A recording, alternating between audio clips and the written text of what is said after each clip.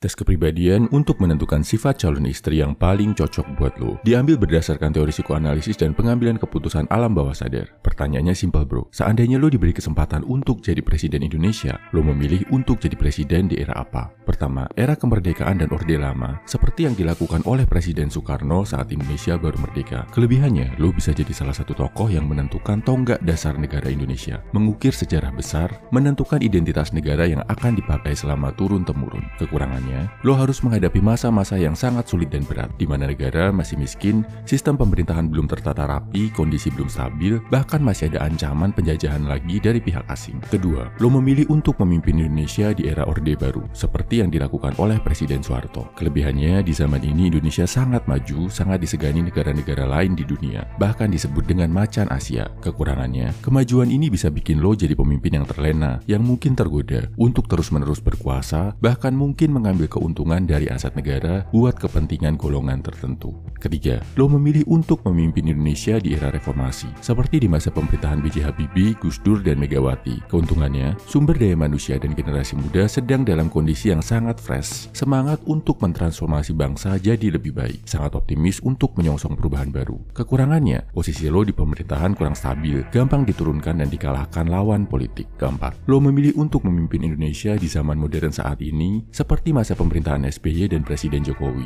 Keuntungannya, teknologi sudah sangat maju, sangat mudah membuat inovasi-inovasi baru untuk memajukan bangsa. Kelemahannya, masyarakat lebih susah diatur dibandingkan periode lainnya, dan rawan konflik antar masyarakat yang bisa memecah belah bangsa jadi dua kubu. Oke, lo pilih opsi yang mana? Memimpin di era Orde Lama, Orde Baru, Reformasi, atau era saat ini? Gua kasih lo waktu 5 detik untuk memilih. 5, 4, 3, 2, 1. Kalau lo memilih untuk memimpin di era Orde Lama, artinya lo paling cocok membangun rumah tangga dengan wanita yang sabar dan tangguh menghadapi cobaan. Mau diajak berjuang bareng dari bawah sampai nanti kalian sukses bersama. Kalau lo memilih untuk memimpin di era Orde Baru, lo akan menemukan potensi terbaik saat menikah dengan wanita yang setia dan punya nilai moral yang kuat, punya panduan hidup, baik berupa agama atau norma-norma yang bisa saling mencegah dan mengingatkan satu sama lain dari perbuatan gak terpuji. Kalau lo memilih untuk memimpin di era reformasi, lo cocok menikah dengan wanita yang bisa memotivasi lo untuk jadi lebih baik, yang bisa nge-push, bahkan mendorong lo untuk keluar dari zona nyaman dan berubah jadi better man. Kalau lo memilih untuk memimpin di era modern, lo cocok berpasangan dengan istri yang punya sifat cerdas, kreatif, dan jago berkomunikasi, yang enak diajak ngobrol, sharing, dan bertukar pikiran demi rumah tangga yang lebih baik. Apa hasil yang lo dapatkan bro? Share di kolom komentar ya.